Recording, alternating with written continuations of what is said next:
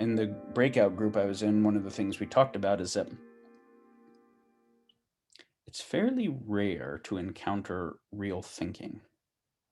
Mostly we encounter meme propagation.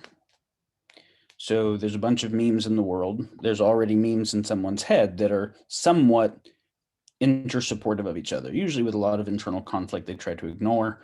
But you have a memeplex of supportive ideas, and then you have a meme filter, and ideas come at you through the news or whatever. And the ones that make it through the filter are the ones that seem like they work with the existing memeplex, and the ones that would not work with the memeplex get bounced off. Then whichever ones come in are coding me not only to see the world a certain way, but to propagate those memes, right? The memes code behavior and code propagation. So then the thing that someone says most of the time is just slightly different wording on something they heard, right? That somebody else said, which means a very good Chinese room, right? A very good, not conscious, just semantic processor like GPT-3 could do just as good a job. GPT-3 is a new narrow AI algorithm that OpenAI came out with recently. And for most people, its responses when you're chatting with it pass the Turing test, meaning you don't know that it's not a person. The thing that I've found is that the average person is more predictable to me than a GPT-3 algorithm. It's actually doing a better job at a wider semantic space than the average person who's become an even narrower memetic propagator. So real thinking means ideas come in and then I actually process them, not just saying, is this idea as it came in true or not, but how would I know? Is it possible that it's partially true? Is there possibly a better idea? Can I generate a novel hypothesis? Can I test it and come up with ideas on it? Do I have my own kind of depth of sensing and experience? That's thinking, right? And also feeling and being engaged beyond just being a propagator, a filter and propagator. And the process by which you do that is not fully explicatable. That's the thing that I was saying earlier.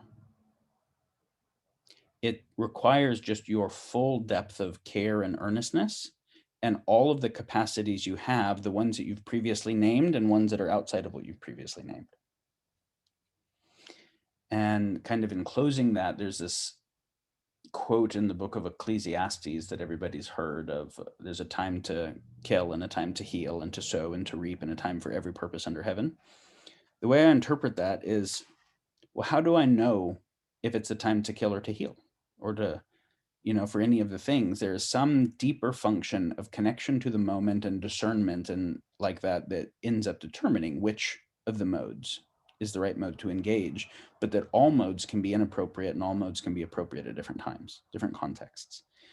Well, this same is true with truths or kind of sense making processes. Is this something that I want to use the philosophy of science on, or is this something I want to use communication with a trusted friend group about, or is this something I want to meditate on? Oftentimes, all of those can have some value.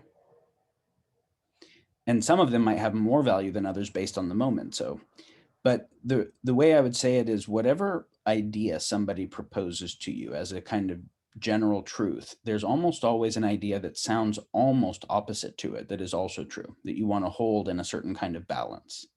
So, um, you'll hear principles of turn the other cheek, and you'll also hear principles of set good boundaries. And in different environments, they're both true things. And, um, have empathy for what made someone come the way they are and call a spade and don't be a sucker. And right. So it's like, for any idea that you would just express as if it's an absolute truth or a platitude, seek what is an idea that seems almost opposite to it, but that is complementary, that gives you a deeper, nuanced perspective. That's a thought.